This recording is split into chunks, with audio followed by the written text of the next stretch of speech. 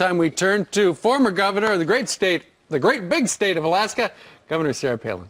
Good morning. Hey, thanks for letting me be here. Appreciate you Great to have guys. you. Thanks. You know, it's interesting today with the news of Martin Bashir resigning, post an apology, sort of a 3-week missing time from television.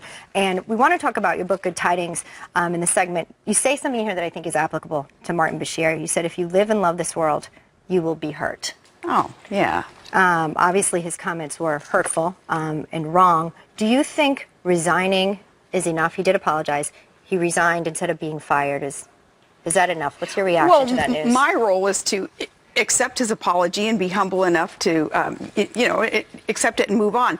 But I just hope that unprovoked attacks like that don't result in people being hesitant to jump in the arena anyway, to get out there and serve the public or, start a business or really commit themselves to changing within their family, their community, their world, doing whatever that they can, despite the fact that in this world you are going to be hurt and attacks will come your way. I just hope that an attack like that doesn't make people hesitate. Well, one of the things about his attack is it was scripted. It was premeditated. We've all said things on TV when we're ad-libbing. Well, not me, but go ahead. It didn't come out exactly right. But this was, the people at NBC had a chance to review it, and they obviously, or apparently, all agreed. And rather than fire him, they let him resign. After weeks. Well, it was refreshing to see, though, that many in the media did come out and say, look, our standards have got to be higher than this. Those with that platform, with a microphone, a camera in their face, they have to have some more responsibility taken. Governor, think about this. If Governor Palin from 6 years ago was attacked like this, would you have reacted differently? How have you changed, being that this was not new? Well, at this point, I'm used to it. That's kind of a sad state of affairs, too, to have to admit that I am used to it. After 5 years of this kind of stuff, some of that kind of gets knocked out of you a little bit. So 6 years ago, I probably would have been personally hurt by such an attack.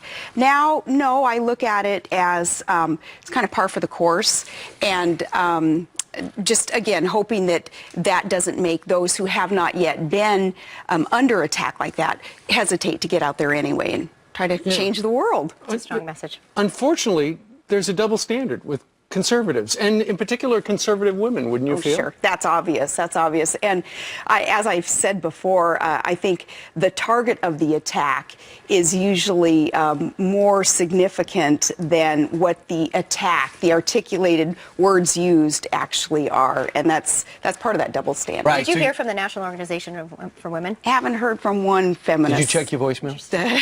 Did you check your voicemail? Nothing?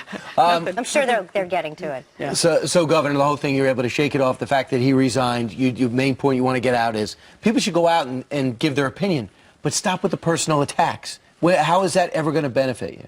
Well, that's very true.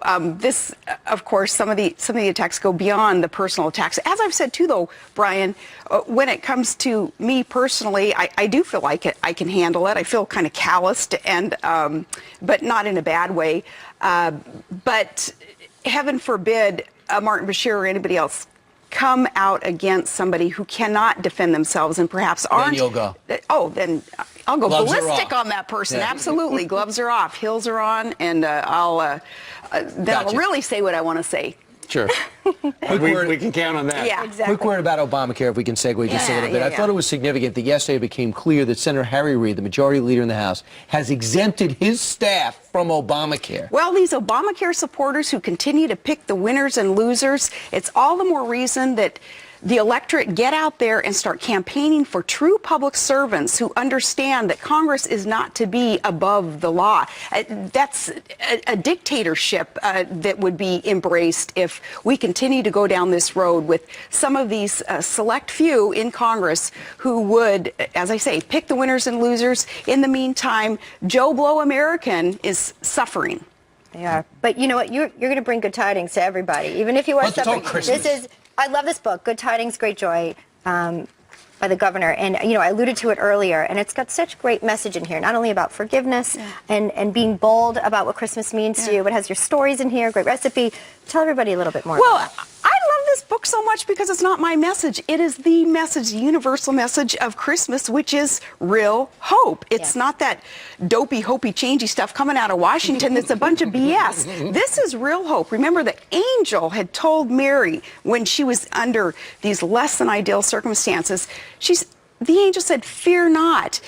I bring you good tidings and great joy." It's a universal message that can be embraced and certainly remembered through the Christmas season, but applied year-round to all of us, that we need not fear. Sure. That if we can understand and absorb and really embrace that true spirit of Christmas year-round, none of us need to fear, and none of us need to really take offense from people who are going to try to shoot you down and or hurt you and destroy you, really.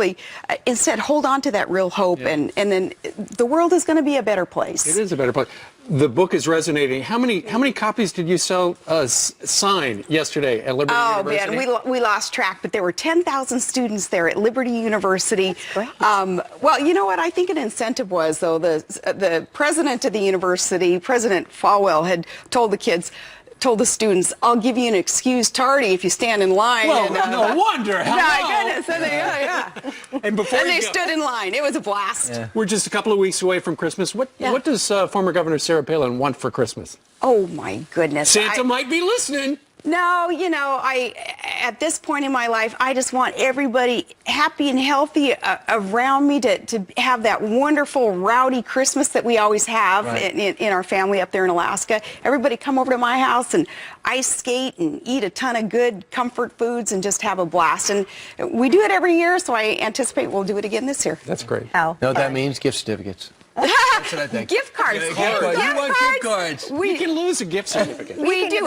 because all the kids drive trucks up there, right? And these are gas hogs, which is politically incorrect, but that's how you get around in four-wheel drives up there. So, yes, gas cards for all the kids. That's what they're getting in their stockings. Fantastic. Governor, thanks for sitting with us. Thanks. Teeny little book with a great big message. You guys are going to love it. And I heard word that you're going to be on our Christmas special. I'm looking for confirmation on that. Word. I get to you. Honored, Governor. Thank All right, you. now it's time to toss over to Ainsley, who's been working for 36 straight hours. She was on the overnights, the 5, and then now again. My bed is calling my name. Hey, anything to get to work with you guys. What a treat this morning. That Thanks was in so the much. prompter. You didn't. No, I mean it. I was in love the this prompter. show. You all know that. Thanks for having me. I'm having a lot of fun.